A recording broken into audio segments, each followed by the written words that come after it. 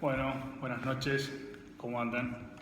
Aquí estoy nuevamente con este tercer video de Salud y Adolescencia. La idea de hoy con este video con esta explicación es ir cerrando la primera unidad. En primer lugar, bueno, saludarlos, espero que estén llevando de la mejor manera esta cuarentena junto a sus familias, con mucha paciencia, que es lo que tenemos que tener para cuidarnos. En segundo lugar, bueno, agradecer a los que entregaron los trabajos, a los que no, espero que se vayan sumando, aunque son muchos los que sí, pero bueno, la idea es que se sumen la mayor cantidad posible. En tercer lugar, bueno, sobre todo a los cursos en donde nos manejamos por grupos de WhatsApp, agradecerles por la cantidad de mensajes que me llegan de ustedes, la verdad, me pongo colorado. Siempre con mucho respeto, no sé, estoy muy contento realmente con ustedes, estoy muy contento con la juventud, que tanto por ahí la sociedad critica. Mi experiencia es por demás alentadora, así que los felicito y les agradezco por los mensajes.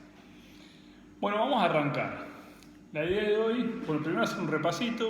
Estuvimos trabajando con el concepto de salud que plantea la Organización Mundial de la Salud. Dijimos que la salud tiene que ver con un estado de completo bienestar físico, psicológico y social. Lo innovador en este concepto es no pensar a la salud como una cuestión meramente física, sino que está totalmente condicionada por el aspecto emocional de una persona y por el aspecto social, que tiene que ver con los hábitos y con las personas y los lugares en los cuales uno se mueve permanentemente, ¿no? En la vida cotidiana.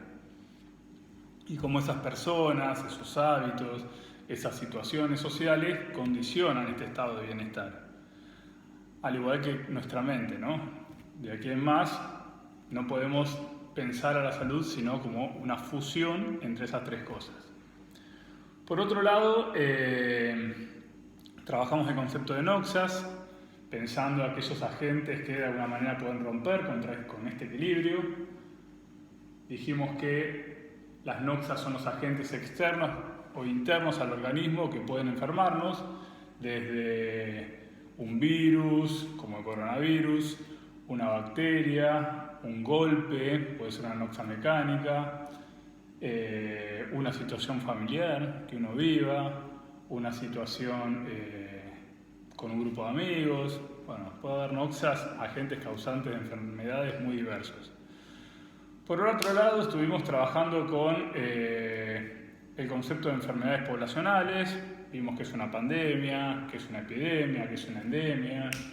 Entendimos que no es algo nuevo, sino que a lo largo del tiempo la humanidad ha vivido un gran número de enfermedades poblacionales, de las cuales yo me atrevo a decir que algunas fueron mucho peores que esta que estamos viviendo ahora, como por ejemplo lo que fue la fiebre amarilla, que mató a miles de personas en nuestro país y en Europa, y cómo esta pandemia se propagó principalmente con la gente que llegaba en barcos desde Europa y después empezó a expandirse por nuestro territorio, la tuberculosis también en su momento. Trabajamos también con el concepto de prevención, con los conceptos de prevención. Dijimos que las medidas preventivas tienen que ver con medidas de cuidado. Dijimos que hay medidas de cuidado para evitar enfermedades que van desde la vacunación, medida de prevención primaria por excelencia, hasta, bueno, pensando en una cosa concreta como es el coronavirus, las medidas preventivas que adoptamos a diario, que a través de la promoción de la salud, que se hace a través de los medios de comunicación, sabemos que tenemos que adoptar determinados hábitos para no contagiarnos de este virus. Por otro lado, dijimos que existen otro tipo de medidas preventivas que son las medidas de prevención secundaria. ¿Qué es? Son las medidas de cuidado que adoptamos cuando nos enfermamos. O sea, medidas de prevención primaria, todo lo que hacemos para no enfermarnos. Prevención secundaria, frente a la ruptura del equilibrio propio de la salud, los hábitos que adoptamos para restituir el equilibrio de la salud, para restituir nuestra salud.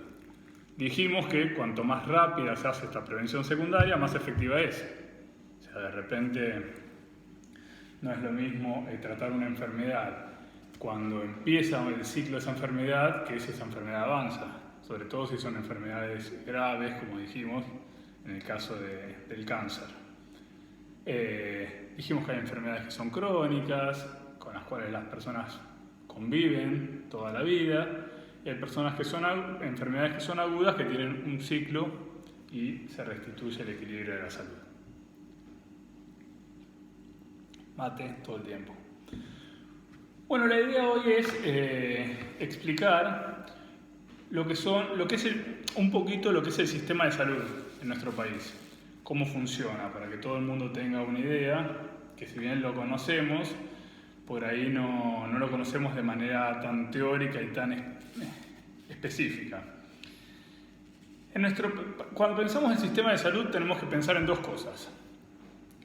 Por un lado, los niveles en los que se estratifica en nuestro país. En nuestro país el sistema de salud está dividido en 3 niveles específicos y esos niveles tienen que ver con el servicio de salud que prestan a la comunidad, o sea, con la acción concreta que realizan esas instituciones que se encuentran en cada uno de estos niveles, con los profesionales que trabajan en cada uno de los niveles, que es muy distinto un profesional de la salud que trabaja en el primer nivel de un profesional de la salud que trabaja en un segundo o tercer nivel de salud.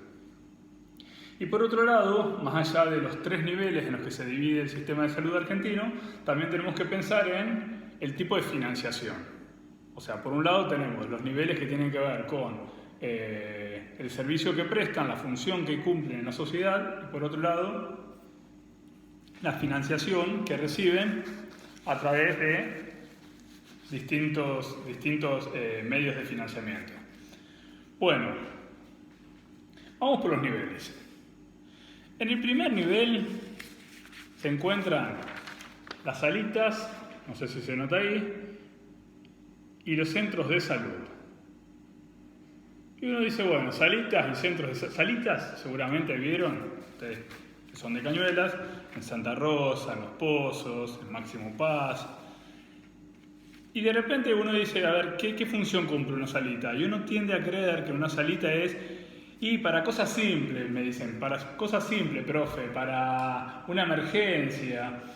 Y a veces no queda bien en claro cuál es la función de una salita o de un centro de salud, que si bien en Cañuelas no tenemos. Bueno, sí hay un SIC, un Centro Integrador Comunitario Máximo Paz, que cumple la función de un centro de salud. A diferencia de un centro de salud tradicional, el SIC de Máximo Paz es nacional. Si bien se encuentra en Máximo Paz, pertenece a Nación. Pero cumple esta función. ¿Cuál es la función? Tanto de salitas como de SICs, como de centros de salud. Lo que se denomina atención primaria en salud. ¿Qué es la atención primaria en salud? Bueno, no es que uno va a ir, si yo me quebré una pierna, me van a atender en una salita. Puedo ir a una salita, pero lo más probable es que me deriven a otro lugar, porque la función de una salita no es poner un yeso, o si me tienen que operar de apendicitis, la realidad es que no me van a poder operar, porque no tienen los recursos, no tienen las herramientas, y no está mal que no las tengan, porque no es la función de una salita. La atención primaria tiene que ver con cuestiones preventivas, principalmente. Todo lo que se hace en una salita, en un centro de salud o en un SIC tiene como función adelantarse al surgimiento de enfermedades en la población. ¿Qué quiere decir esto? Que uno puede acudir a una salita a vacunarse, a vacunar a sus hijos. Una mujer embarazada puede acudir a hacer un control de su embarazo. De hecho, se manejan tanto en los centros de salud como en las salitas con muchos programas para trabajar con las problemáticas de la comunidad, pensando siempre en una cuestión preventiva. De repente, si, no sé, vamos a imaginar en un centro de salud que está en un barrio en donde hay un porcentaje de mujeres golpeadas altísimo. Lo que se va a hacer desde ese centro de salud, y los profesionales que trabajan ahí, trabajadoras sociales, psicólogos, médicos o lo que fuera, se van a generar programas para tratar de pensar cómo plantear estrategias para prevenir ese tipo de conductas en ese barrio. ¿De qué manera? Bueno, de repente generando dispositivos para que las mujeres puedan acercarse al centro de salud y puedan identificar qué conductas son de maltrato, muchas veces en las primeras instancias, que puedan saber dónde denunciar, que puedan hacer valer su voz, que sientan que entiendan que ningún tipo de sometimiento es saludable ni para ellas ni para su entorno, que entiendan que hay que romper con ese ciclo muchas veces patológico que viven muchas familias. Ahora, ¿esto cómo se logra? Con dispositivos concretos que se arman desde ese lugar, con la idea de prevenir a mediano plazo, primero intervenir frente a estas situaciones, pero prevenir situaciones de violencia conyugal o familiar en otros contextos. Por otro lado, de repente se hacen campañas de vacunación masiva en ese barrio, o se distribuye algún tipo de alimento o algún suplemento dietario para que esa población pueda bajar los índices de desnutrición, pueda de alguna manera acceder a algún tipo de información que ayuden a prevenir ciertas cuestiones. Por otro lado, de repente si uno pudiera tomarse la presión, una madre puede hacer un control de un hijo, un control de un embarazo, puede ir a buscar preservativos, pastillas anticonceptivas. De hecho, hay muchos programas de procreación responsables que se generan a partir de este nivel de atención en salud. Por otro lado, nos encontramos con un segundo nivel de atención en salud, en donde se encuentran los hospitales, los sanatorios, las clínicas. En este segundo nivel es donde uno puede ir a atenderse frente a alguna enfermedad específica. De repente tengo apendicitis, me van a operar en un hospital o en una clínica, ¿sí? No se dedican a la atención primaria exclusivamente, sino que se dedican a la atención concreta de problemáticas específicas de la salud. Y por último, nos encontramos con un tercer nivel de atención en salud, en donde se encuentran los hospitales especializados. De repente, qué sé yo, una persona, no sé, un día de Navidad, están jugando con juegos artificiales, se lesiona un ojo. Probablemente uno vaya al hospital de Cañuelas, pero en el hospital de Cañuelas, si la lesión es muy grave, lo más probable es que lo deriven, no porque no tengan recursos ni nada por el estilo, ese es otro debate, pero lo más probable es que lo deriven a un centro especializado de ojos. En nuestro país existen muchos, pero hay uno muy conocido que se llama Santa Lucía. Los hospitales especializados se especializan en algo. De repente nos encontramos con el Santa Lucía, que se especializa en enfermedades oftalmológicas. El Muñiz, que se especializa en enfermedades infectocontagiosas. El Ángel Rojo, que se especializa en enfermedades oncológicas, cáncer. Después tenemos el Garrahan, que se especializa en niños, adolescentes también se pueden atender. Y así, para las distintas alteraciones de la salud, existen distintos hospitales especializados. El Instituto del Quemado, para quemaduras severas. Existen algunos que son específicos de enfermedades de salud mental, que tienen que ver con la salud mental, como el Borda o el Moyano. Y todos los que acabo de nombrar son públicos, pero hay muchos que son privados también. Por un lado tenemos los niveles de atención que les acabo de decir, pero por otro lado tenemos que pensar dentro del sistema de salud quién financia esto. Bueno, en nuestro país existe, por un lado, lo que es el sistema de salud pública, por otro lado, lo que es el sistema de salud privado y por otro lado, el sistema de las obras sociales. existe una ley, en nuestro país se concibe la salud, afortunadamente, como un derecho. ¿Qué quiere decir esto? Que si consideramos a la salud como un derecho, vamos a considerar también a la atención en salud como un derecho. ¿Y quién es el responsable de hacer que este derecho se cumpla? El Estado. ¿Qué quiere decir esto? Que el Estado es el encargado de financiar la salud pública en nuestro país, independientemente del gobierno que sea, ¿sí? El Estado. Hay quienes critican porque lo que dice la ley es que cualquier habitante del planeta puede ser digno de recibir atención libre y gratuita en cualquier hospital público argentino. Y hay quienes hacen críticas diversas porque dicen, bueno, pero ¿por qué un chino, un japonés puede atenderse acá y no pagar nada? Bueno, es un debate que lo vamos a dejar para otro momento. Pero es así como funciona, y afortunadamente para los argentinos existe esta posibilidad de financiamiento estatal. Por otro lado, existen los hospitales privados, en donde una persona puede ir y pagar su tratamiento o pagar su atención en salud, pero al mismo tiempo, y también en los hospitales públicos, puede hacer uso de lo que es una obra social. El sistema de obras sociales funciona, para decirlo de una manera sencilla, como si fuese un seguro de un auto. Yo pago un seguro por mes para mi auto, de repente, no sé, me lo chocan, queda hecho pomada. El costo del arreglo es carísimo y mi seguro me cubre, vamos a imaginar, el 100% o el 70%, según lo que haya pasado, o el 50%, no sé, de ese costo. De la misma manera funciona una obra social. Si uno es un empleado en relación de dependencia,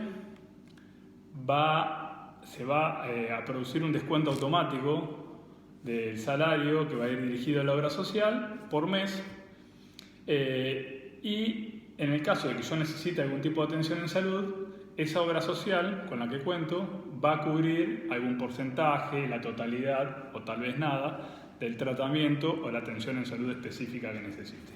Muchas veces hay tratamientos que son caros y largos, a veces las cubren al 100%, al 50%, al 30%, dependiendo de la obra social también.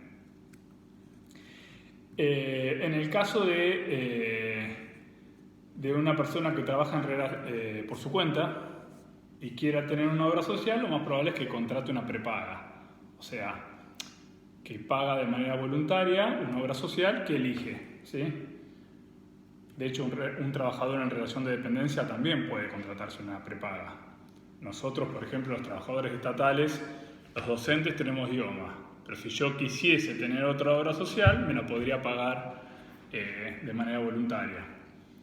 Tengo entendido que no se puede tener dos obras sociales al mismo tiempo, pero uno opta por una obra social. Y uno dice, bueno, de repente, qué sé yo, necesita operarse de algo y esa operación tiene un costo elevadísimo y la obra social cubre un 80% y uno dice, ¿de dónde sale toda esa plata? Bueno, funciona como un seguro. Hay miles de personas pagando esa obra social por mes y no se enferman las miles de personas en ese mes.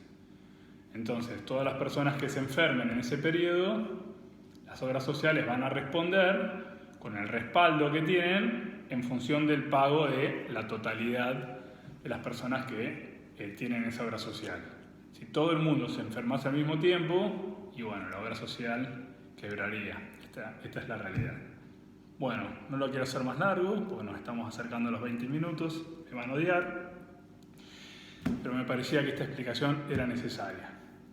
Espero que les sirva, y bueno, nada, saludos para ustedes, para sus familias, y en el próximo video empezamos una unidad nueva. Chau.